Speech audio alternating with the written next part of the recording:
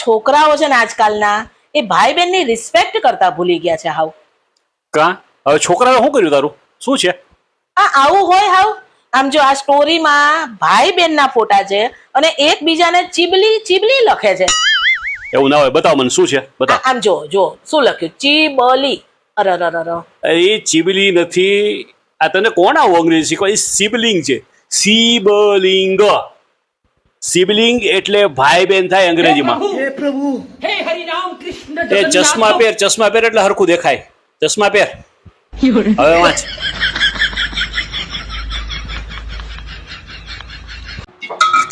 આજે દાળ ભાત શાક રોટલી નથી બનાવી, ખાલી શાક રોટલા બનાવ્યા છે. હાલશે? હા ચાલે ને, કેમ ન ચાલે? જોજે હું કેટલો સારો છું, તોય તો મારા વિશે કોઈ સારું નથી બોલતી. મને છે ને ઘણી વાર એવું થાય કે તમારા વિશે એટલું સારું બોલું ને કે તમે સારા છો, બહુ સારા છો, અતિ સારા છો, પણ તમે જે 28 વર્ષથી મારી જોડે બાજ કર્યું છે ને એ બધું મારા મગજમાં યાદ આવે ને એટલે પછી મને એમ થાય છે મારે બોલવું કશું જ નથી. તો શું કરવું છે? તમારા વિશે છે ને એક બુક લખી નાખું. શું નામ રાખશો બુકનું? Why I hate you.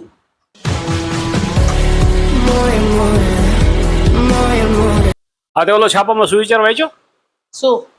પુરુષ ગમે એટલો સારો હોય ને, હા, એને પત્ની સારી મળે એવું ન હોય. અમારું કંઈક એવું જ છે. હું આટલી હારી છું, તમે ક્યાં હારા મળ્યા મને? ભગવાન કૃષ્ણએ ગીતામાં કીધું છે, જેવા સાથે તેવા. ભગવાને છે ને ગીતાજીમાં એવું કીધું છે કે જેવા કર્મો કરો ને એવું ફળ મળશે. હજી કહું છું, સુધરી જાઓ. હું એ જ કહું છું, તને એ લાગુ પડે.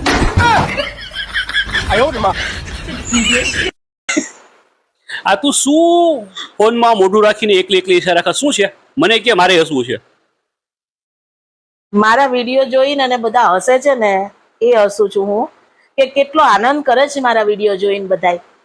આપણું તો જીવનમાં એક જ કામ, હસવું અને હસાવવું. તો મારી એને કઈ બહુ ના વેર છે? મને કેમ કોઈ હસવા દેતી નથી, હસાવતી નથી? તમારું નામ શું છે? હસબન્ડ. જેનું હસવું બંધ થઈ જાય ને એને હસબન્ડ કહેવાય.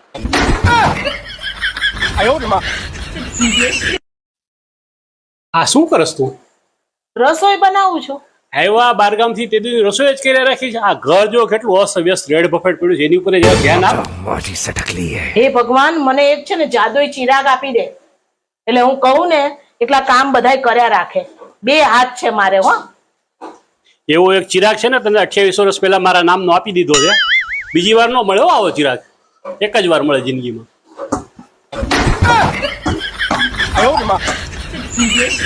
આ શું ક્યાં આવું લગાડી દેવી? ક્યાં ભાંગલી તૂટલી થઈ? બેનપણીએ મને પીચી નાખી. તારી બેનપણી તને શું કામ પીચી નાખી ભાઈ? બેન સરપ્રાઈઝ આપી. શું સરપ્રાઈઝ આપી?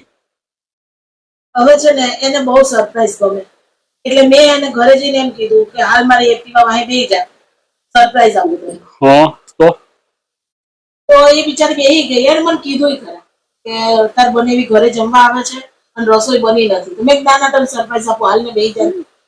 મારે કોથમરી લેવા જવું હતું તો મને યાદ આવ્યું, મેં લઈ એને લેતી જવું એટલે મેં એને લઈને હારે ગઈ. મેં તેને સરપ્રાઈઝ થઈ ગઈ.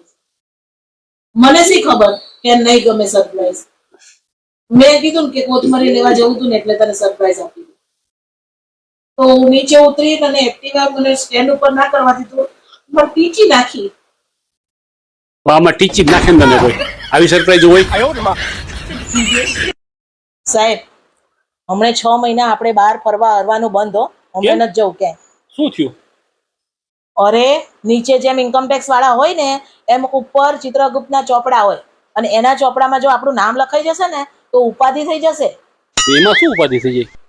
લે, હવે એ એમ વિચારતા હશે કે આ જો ગરીબી રેખાની નીચે છે આ લોકો અને તોય આટલી જગ્યાએ હરે ફરે છે અને આટલો આતંક મચાવે છે, અને જો આ લોકોને અદાણી ને અંબાણી ને એની હરોળમાં લાવી દઉં તો આ લોકો દુનિયા આખીમાં ફરીને કેટલો આતંક મચાવે. મને તો બહુ બીક લાગે છે એટલે હમણાં હરવા ફરવાનું બંધ. એ લોકો થોડીક વાર ભૂલી જવા દે બધી. હાલો, ફટાફટ બોલો, જમવામાં શું બનાવું? તારે જે બનાવ્યું બનાવ ને. એમ? ઓકે. હાલો 2 વાગ્યા હો, મને ભૂખ લાગી છે. જમવાનું કેટલી વાર છે? હાલો બેસી જ જાવ જમવા, તૈયાર જ છે બધુંય. अभी मजा आएगा ना भिड़ो. આ તો મજા આવી જાય એવું લાગે છે. ઘણી બધી વાનગીઓ બનાવી લાગે છે. આ શું? આ હું અલે આમાં તો ખાલી ખમ છે, કાંઈ બનાવ્યું નથી ત્યાં. એ મારી વાનગી છે, જે બનાવવું હોય ને એ બનાવી નાખ. એ જ્યારે પણ પૂછું ને કે શું બનાવ્યું જમવામાં, ત્યારે જો સરખો જવાબ નહીં આપો ને તો રોજ આ વાનગી તમને ખાવા મળશે. બરોબર?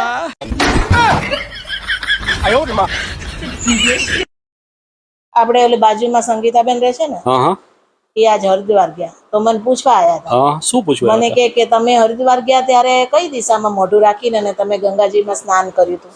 તારે કહેવાય ને કે પૂર્વ દિશામાં મોઢું રાખીને સ્નાન કરવું જોઈએ. તે શું એવું કીધું? કહેવાય?